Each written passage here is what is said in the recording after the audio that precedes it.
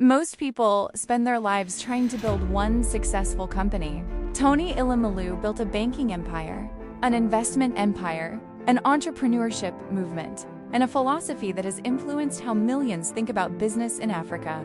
The obvious question is, how? Was it intelligence? Timing? Luck?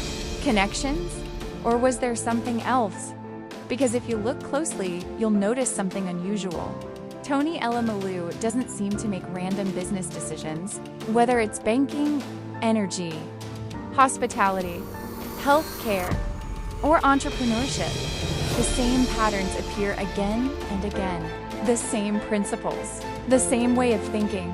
It's almost like he has a playbook, and today, we're breaking it down, not to celebrate one businessman, but to understand the strategies that allowed him to build multiple businesses across different industries. Because once you understand the playbook, you begin to see opportunities differently.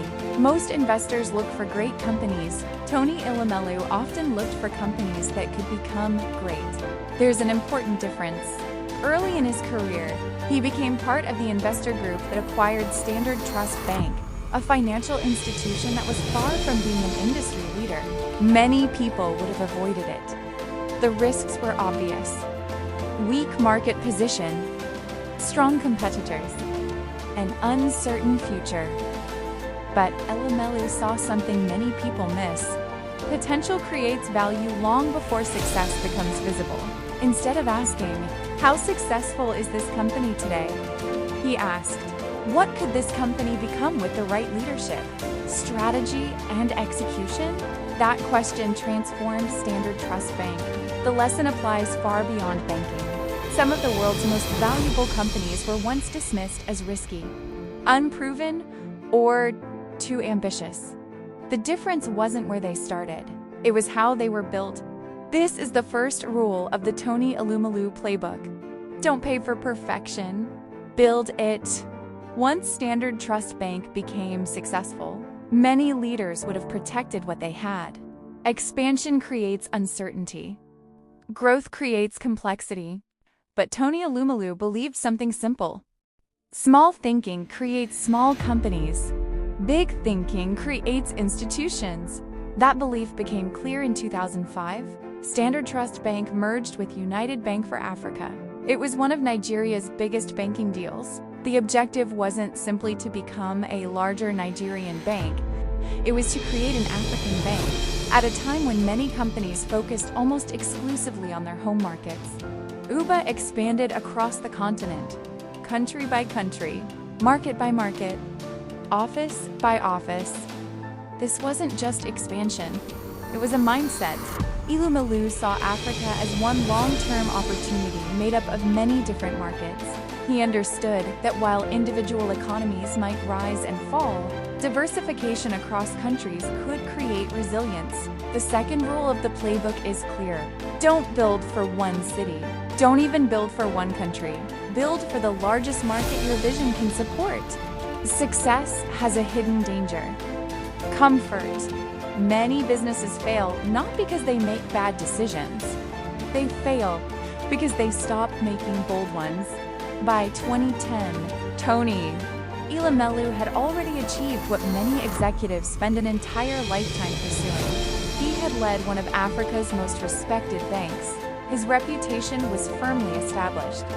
Then regulatory changes brought his tenure as IBA's Group Managing Director and CEO to an end. To many observers, it looked like the closing chapter of an extraordinary career. Instead, it became the beginning of an even bigger one. Rather than searching for another CEO position, Elumelu chose reinvention. He expanded Heirs Holdings, transforming it into a diversified investment company with interests in financial, services, energy, hospitality, healthcare, real estate, and other sectors. He didn't define himself by one title. He defined himself by one mission: creating long-term value.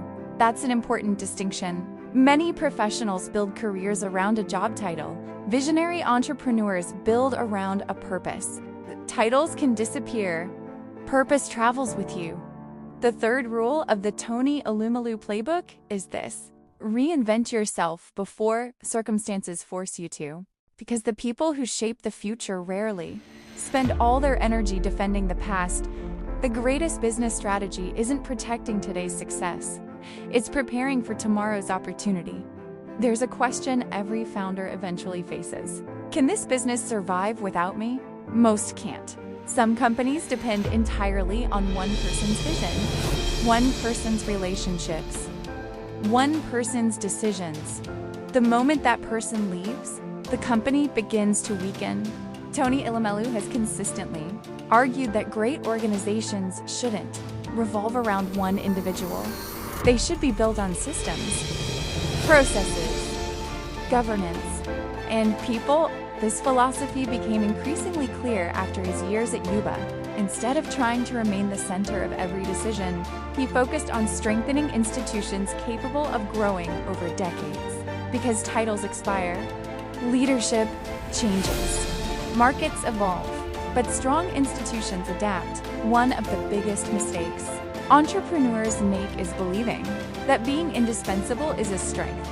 In reality, it can become a weakness. If your business can't function without you, you haven't built a company. You've built a dependency. The fourth rule of the Tony Elumelu Playbook is simple. Build something that can outlive you. That's how organizations become legacies. Most investors chase trends. Tony Elumelu often invests in fundamentals. Look at the industries connected to Heirs Holdings and its portfolio: energy, financial services, hospitality, healthcare, real estate.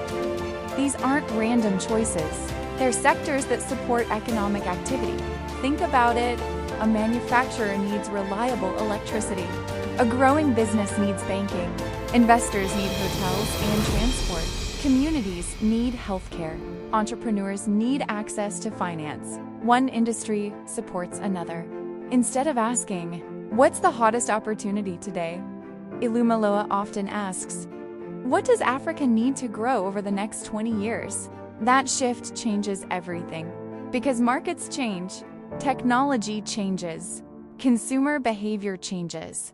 But economies will always require infrastructure, capital, and capable institutions. It's a strategy based on patience rather than excitement. Some of these investments take years before producing significant returns.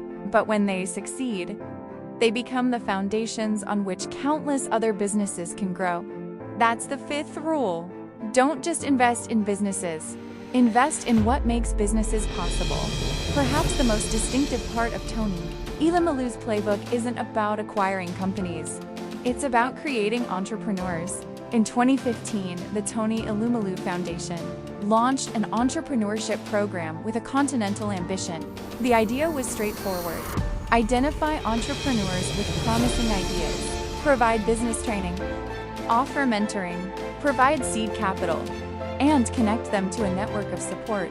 The program wasn't based on the belief that every business would succeed. No serious entrepreneur believes that. Instead, it was based on probability. If enough capable entrepreneurs receive the right support, some will build successful companies. Those companies will create jobs. Those jobs will strengthen communities. And those communities will strengthen economies. It's a long-term strategy, one that values multiplication over immediate results. Many people measure wealth by what they accumulate. Elumelu often speaks about wealth in terms of what it enables. How many people did your business employ? How many leaders did you help develop? How many opportunities did you create? Those questions reveal a different definition of success. The sixth rule of the playbook is this: the greatest return on investment is often found in people. Because when you invest wisely in people, they eventually build businesses that no single investor could have created alone. Money builds companies. People build economies. There comes a point in every successful person's life when money stops being the ultimate goal. The question changes. Instead of asking, "How much more can I earn?" the question becomes, "What kind of impact will outlive me?" For Tony Elumelu, influence wasn't built through celebrity.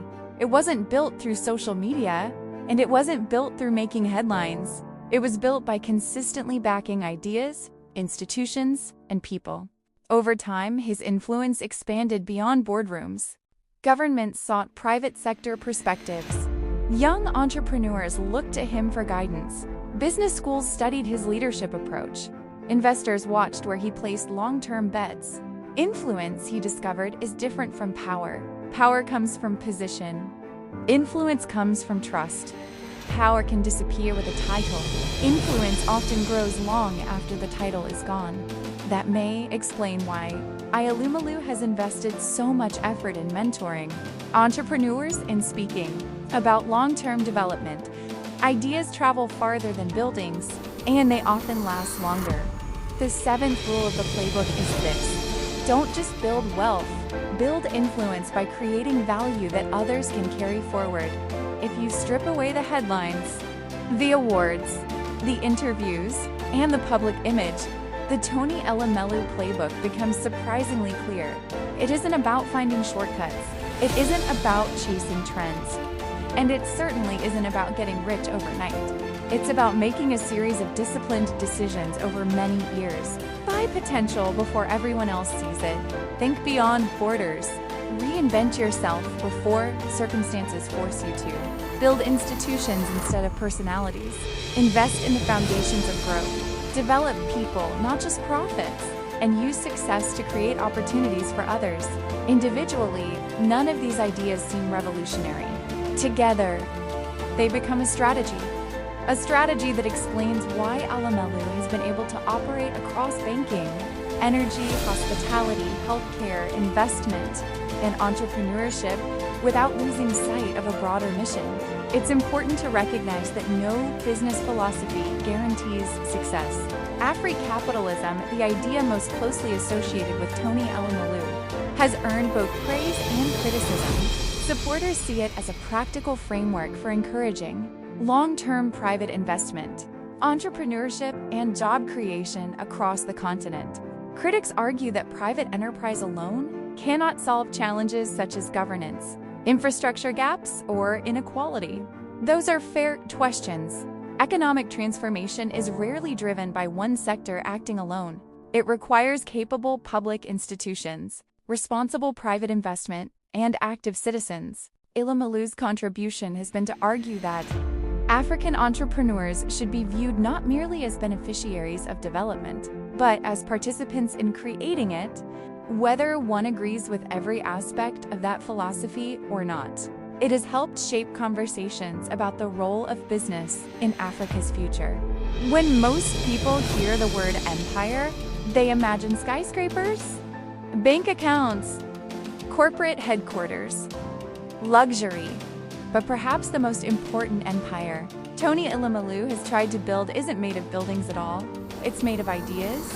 The idea that African businesses can compete globally. The idea that long-term investment matters. The idea that institutions should outlive their founders. The idea that entrepreneurs can help transform economies. And the idea that success becomes more meaningful when it creates opportunities for others. Those ideas cannot be measured on a balance sheet, yet they may prove more enduring than any single company. Because companies rise, companies fall, markets change, technology evolves, but principles have a way of surviving generations. So perhaps the real lesson of Tony Elumelu's journey isn't that he built multiple empires, it's that he followed the same playbook every time. Different industries, different challenges, different decades, the same way of thinking. And maybe that's what separates builders from dreamers. Builders don't wait for the perfect opportunity. They recognize potential, commit to a long-term vision, and keep making disciplined decisions long after the excitement fades. Because in the end, empires are rarely built in moments. They are built in habits, in patience, and in the courage to believe in possibilities that others cannot yet see. The greatest investment you can make is in the future you help create.